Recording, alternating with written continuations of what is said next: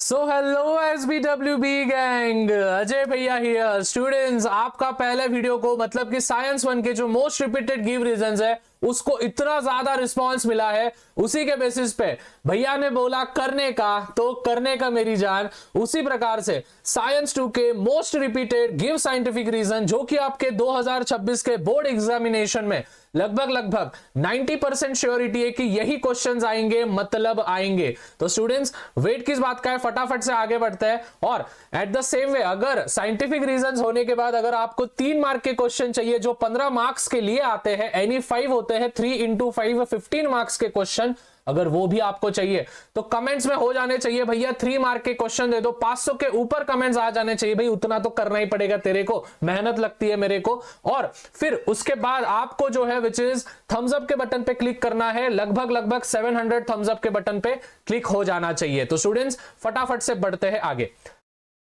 जो सबसे पहले है, sometimes higher plants and animals to perform anaerobic respiration वाला, ये वाला क्वेश्चन बहुत बार पूछा जाता है।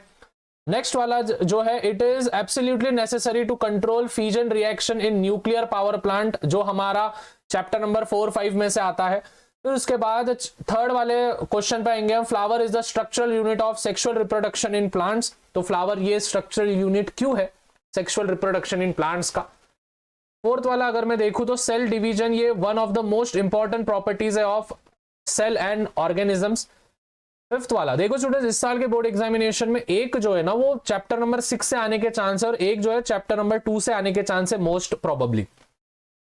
Cockroach belongs to the phylum Arthropoda. 6 वाले पे हम जाएंगे, power generation plant based on natural gas is eco friendly. 7th वाला, why we feel exhausted after exercising, ये तो बहुत बार आपको आया गया है। 8 वाले पे हम आएंगे, हाइड्रोलिक या फिर hydro electric energy, solar energy and wind energy are called renewable energies. 15 ही दे रहा हूं मैं, ज्यादा नहीं।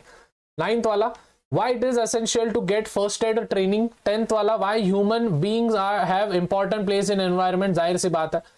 Morphological evidences suggest that dog, sheep and wolf have a common origin।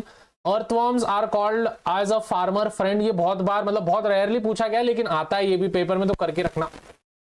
It is necessary to use the plastic bags, क्योंकि जाहिर सी बात है डिकम्पोज होता नहीं, वगैरह वगैरह चीजें आप लिख सकते हो। Body temperature is not constant in amphibians, मतलब अपने में बॉडी टेम्परेचर कांस्टेंट नहीं होता है, चेंज होते रहता है।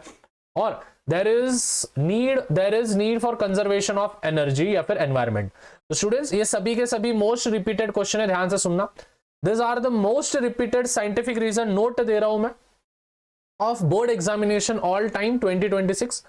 ये तो करके ही जाना है। एंड यस, चैप्टर नंबर 2 का एक गिव रीजन कंफर्म है, मतलब कंफर्म है।